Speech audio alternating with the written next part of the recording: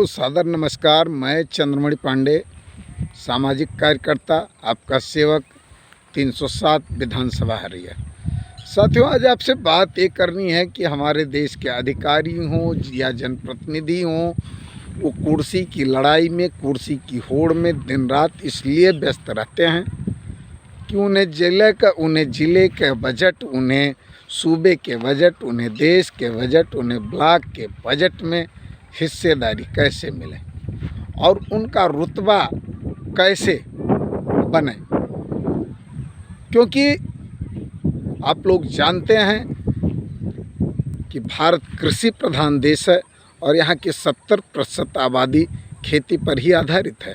लेकिन ये कहीं मैं विदेश की स्थिति नहीं दिखा रहा हूँ। मेरे पीछे आप देखेंगे तो ये स्थिति आप देखेंगे कहीं भी घूम करके तो ये हमारे देश की है कि हमारे देश के 90% कृषियों की भूमि 12 महीने में से 8 महीने कुछ यूँ ही खाली रहती है। सिर्फ 4 महीने उनमें फसलें दिखाई देती हैं। कारण एक तो सरकारों द्वारा, जनप्रतिनिधियों द्वारा, अधिकारियों द्वारा कृषि क्षेत्र पर ध्यान नहीं दिया जाता है, उन्नत कृषि पर ध्यान नहीं दिया जाता, कृषि तकनीकी पर ध्यान नहीं दिया जाता है, इसका उचित किसानों को समय समय पर प्रशिक्षण नहीं दिया जाता है, और दिया भी जाता है तो वो प्रशिक्षण कहीं ना कहीं वो भी राजनीति का शिकार हो जाता है। हमारे बड़े बड़े राजनीतिज्ञ, बड़े बड़े लोग उन प्रशिक्षण में जा कर के और सेल्फी खिंचा करके आते हैं कि आज मैं मुख्यमंत्री के साथ, प्रधानमंत्री के साथ, फलाधिकारी के साथ, जिनका खेती से कोई वास्ता नहीं होता, बहुत होता है तो अपने मजदूरों या किसी गल्लेदार के ज़रिए अपनी खेती कराते हैं और साल में एक दिन वो अपनी खेती देखने पहुंच जाते हैं। ऐसे में वो तकनीकी का प्रयोग ज़मीनी स्तर पर कैसे करेंगे। जो 4 महीना हमारे खेतों में फसलें लहराती हैं वो भी अतिवृष्टि, अनावृष्टि, बाढ़, सूखा, कटान से प्रभावित होती हैं। बची खुची बस फसलों पर भी अब तो एक बड़ी समस्या आ गई है, छुट्टा सांड भैंसे, जिनको लेकर लगातार 2017 से हमने ज्ञापन के जरिए, हमने विधानसभा घेराव के जरिए, हमने अधिकारियों से वार्ता के क्रम में कहा कि मान्यवर सांड हमारे खा रहे खेत, कैसे हम सब पालें पेट। और ये हमारे पेट का सवाल नहीं है मान्यवर। यदि इस देश के अन्नदाता की फसलें सुरक्षित नहीं होंगी, उसके घर में अनाज नहीं होगा तो आपके पेट में अनाज नहीं जाएगा, आपको भोजन नहीं मिल पाएगा। इस पर ध्यान देने की ज़रूरत है, अन्यथा देश में भुखमरी की स्थिति पैदा हो सकती है। जिस दिन किसान का अभिरुचि खेती से टूट गया, लगभग तो किसान अब कृषि कार्य से ऊब चुके ही हैं। नौयुवाओं से स्कूलों में जाकर के सर्वे कीजिए और मैंने तो जहाँ तक देखा है कि कोई बच्चा ये नहीं कहता कि मैं पढ़ लिख करके खेती करूँगा, बागवानी करूँगा। अपितु वो सफाई कर्मी से लेकर के और जिला अधिकारी तक बनने का ख्वाब देखता है, वो व्यवसाय की बात करता है। आप देखते होंगे MBA चाय वाला, BTech चाय वाला तो निकल कर के आता है, लेकिन कभी शायद कहीं रियर खबरें आती हैं कि कोई पढ़ा लिखा व्यक्ति, कोई विदेशों से घूम करके आया व्यक्ति अपनी माटी से जुड़ा है और उन्नत कृषि करके लोगों के लिए वो एक प्रेरणा स्रोत बना हुआ है। निश्चित तौर पर हमारे देश की फसल भले ही मानसून आधारित है, लेकिन हमारे देश को यूं ही सोने की चिड़िया नहीं कहा गया है। हमारे देश की माटी काफ़ी उर्वर है, ज़रूरत है तकनीक की, ज़रूरत है प्रशिक्षण की, ज़रूरत है कृषि क्षेत्र में प्रोत्साहन की। लेकिन सारा का सारा तो ध्यान सत्ता हो या विपक्ष हो, उनका केंद्रित है। सत्ता में बैठे लोग सोचते हैं कि पुनः सत्ता को कैसे अपने कब्जे में लिया जाए, और विपक्ष के लोग सोचते हैं कि इनसे सत्ता अपने हाथों में कैसे लिया जाए। उद्देश्य तो होता है कि सड़कों में जो कमीशन वो खा रहे हैं वो हमारे जेब में कैसे आवे। तालाबों की हर साल जो सफाई के नाम पर बंदर बांट हो रहा है, उस बंदर बांट के सहभागी हम कैसे बने। इसमें अधिकारी भी कम नहीं है, मैंने पूर्व में भी ज्ञापन दे कर के पूछा था उच्च अधिकारियों से कि मान्यवर ये पता होना चाहिए कि पूरे ज़िले में कितने तालाब हैं, अमुक ब्लॉक में कितने तालाब हैं, किसी ग्राम सभा में कितने तालाब हैं। और जब प्रॉपर वे में एक ग्राम सभा में 1 या 2 या अधिकतम 3 ही तालाब हैं, तो उन तालाबों पर हर साल सौंदर्यीकरण के नाम पर, खुदाई के नाम पर धन का बंदरबांट क्यों? तालाब हर साल खोदे जाते हैं लेकिन तालाबों में पानी नहीं होता। अब तो वर्तमान में सरकार अमृत सरोवर महोत्सव मना रही है और सरोवर तो पानी से खाली है। अब हो सकता है उसमें जो बच्चा खुचा हो अमृत हो, ये तो विचार करने का विषय है। लेकिन इस पे ध्यान दिया जाना चाहिए। हर बार जो तालाबों की खुदाई हो जाती है, उसकी चिकनी मिट्टी जब खोद दी जाती है तो इसके कारण पानी का रिसाव ज़मीन के अंदर तेज़ी से होने लगता है। बहरहाल हम विषय से भटकना नहीं चाहेंगे। हम इतना कहना चाहेंगे कि जनप्रतिनिधि हों, उच्चाधिकारी हों, इनका वास्तव में कार्य है कि ये जनहित में कार्य करें, जनता के उत्थान के विषय में सोचें, देश के उत्थान के विषय में सोचें, समाज के उत्थान के विषय में सोचें। लेकिन इस दिशा में कोई सोचने का काम नहीं कर रहा है। फलतः देश की 70% आबादी का जब मन कृषि क्षेत्र से टूट रहा है तो हर व्यक्ति रोज़गार खोज रहा है, हर व्यक्ति शहरों की तरफ पलायन कर रहा है। ऐसे में बेरोज़गारी एक बड़ी समस्या बन करके खड़ी हो गई है। ऐसे में शहरों में कहीं न कहीं जनसंख्या एक बड़े प्रदूषण के रूप में खड़ा हो गया है। लोगों का सांस लेना धीरे धीरे दूभर हो जा रहा है, स्वच्छ पानी मिलना दूभर हो जा रहा है।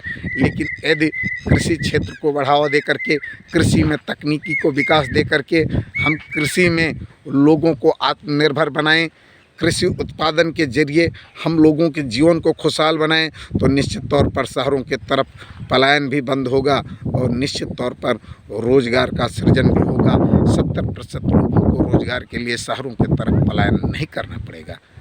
खेत का विषय है कि हमारे देश में चीनी का दाम, तेल का दाम, कपड़े का दाम, दवाई का दाम, मिठाई का दाम, सरिया का दाम, मोरंग का दाम, ईंट का दाम, कोयले का दाम, बालू का दाम, मोरंग का दाम निरंतर बढ़ता चला जाएगा। लेकिन कृषि उत्पादों का अवमूल्यन होता चला जा रहा है। एक तरफ तो खेती करना दुरूह विषय हो गया है।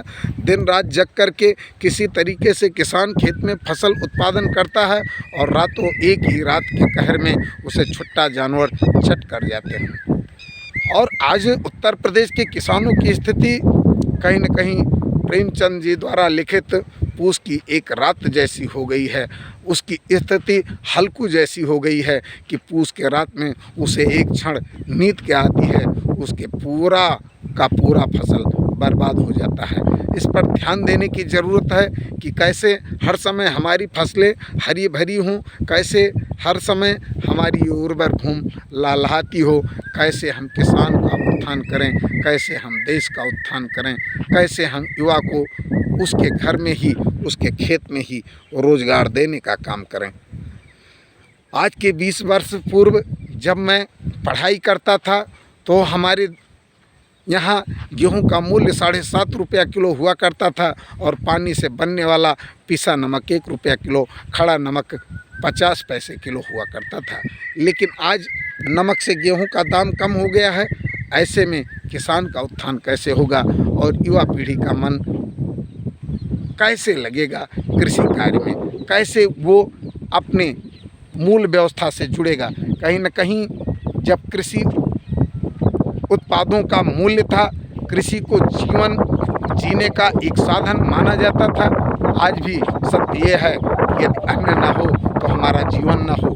हम कपड़े के बिना, हम कोयले के बिना, हम ईंट के बिना, हम मोरंग के बिना, हम सोने के बिना, हम चांदी के बिना, हम रजाई के बिना, हम गद्दे के बिना जीवन की कल्पना तो कर सकते हैं, लेकिन अन्न के बिना जीवन की कल्पना नहीं कर सकते हैं।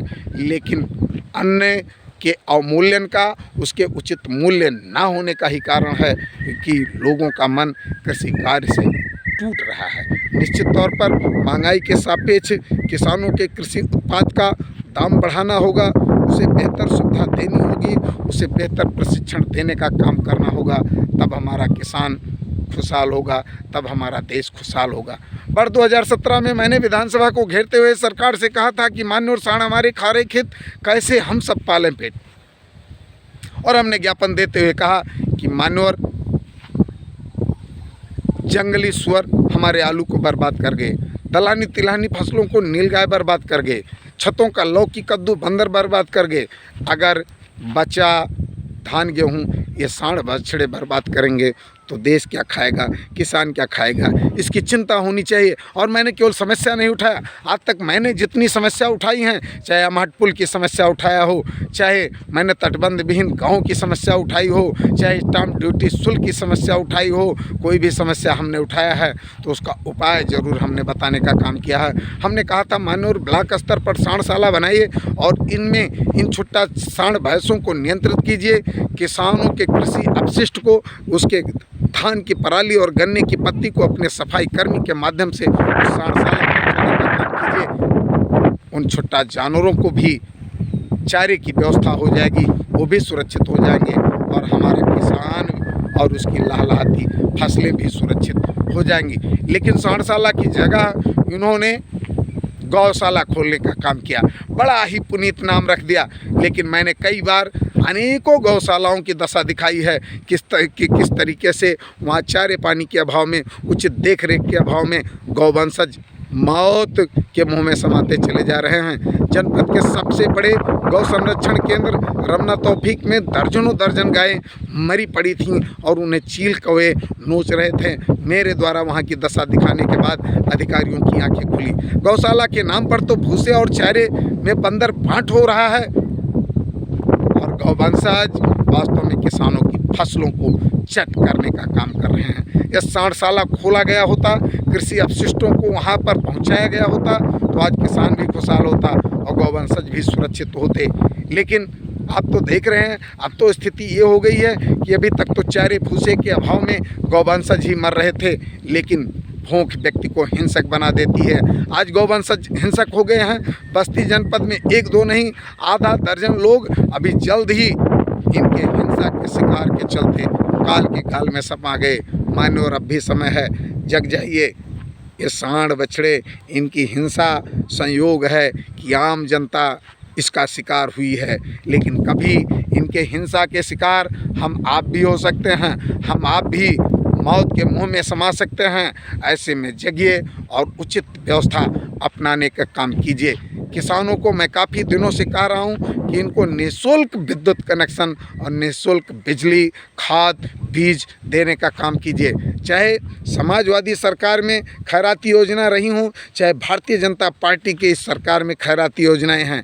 खैराती योजनाओं से बेहतर है कि किसान को नए नए बीज निःशुल्क उपलब्ध कराइए, उसको खाद उपलब्ध कराइए, उसे पानी उपलब्ध कराइए। जब उन्नतशील बीज हमारे खेतों में बोए जाएंगे, समय से खाद पानी पड़ेगा तो किसान का उत्पादन बढ़ेगा, किसान भी मजबूत होगा और देश भी मजबूत होगा। लेकिन खैराती योजनाओं का तो कभी कभी स्थिति ये होता है कि लोग सम्मान निधि और मनरेगा का पैसा पा करके मोबाइल खरीदें तो चलाऊं भी है, वो तो शाम का अमृत पी लेते हैं और मस्त हो जाते हैं, राम को प्यारे हो जाते हैं। खैराती योजनाओं से बेहतर है कि आप ज़मीनी योजनाएं लाइए और देश को उन्नति के मार्ग पर ले चलिए। जिस दिन आपने कृषि क्षेत्र में ध्यान दे दिया, कृषि का विकास कर दिया, किसानों का खुशहाल बना दिया, निश्चित तौर पर हमारी वो पुरानी कहावत चरितार्थ हो जाएगी कि उत्तम खेती, मध्यम बान, निकृष्ट नौकरी, भीख निदान। मैं चंद्रमणि पांडे 307 विधानसभा हरिया बस इतना कहना चाहूँगा कि जो देश के लिए, समाज के लिए, खेती के लिए, किसानी के लिए, किसान के लिए, नौजवान के लिए चिंता करे, उनका विकास करे, आप भी उनकी चिंता करने का काम कीजिए। अन्यथा 100-500 के चक्कर में, खैराती योजनाओं के चक्कर में आप इन कमीशन वाली योजनाओं के शिकार होते रहेंगे और आपकी फसलें यूं ही बर्बाद होता रहेगा, आपका भविष्य यूं ही बर्बाद होता रहेगा। आपके नौनिहाल रोज़गार को भटकते रहेंगे, रोज़गार की खोज करते रहेंगे और कहीं न कहीं तो कहावत इस देश में, अगर इस देश का नौयुवा 10-15 हज़ार की नौकरी करने दिल्ली और बम्बई जाता है, वो खुशी खोजने जाता है, तो ये तो वही हुआ, कस्तूरी कुंडल बसत मृग ढूंढत बनमाई, सोना उत्पादन करने वाली हमारी उर्वर भूमि, और हम 10,000 की नौकरी खोजते हैं। इसके पीछे सिर्फ और सिर्फ सरकार का नाकारापन इसमें है। अगर स्वामीनाथन आयोग के रिपोर्ट के क्रम में किसान को उसे के कृषि उत्पाद का उचित दाम दिया जाए तो उसे रोज़गार की ज़रूरत नहीं है, वो रोज़गार खोजने की जगह रोज़गार देने का काम करेगा। मैं चंद्रमणि पांडे, 307 विधानसभा, हरैया।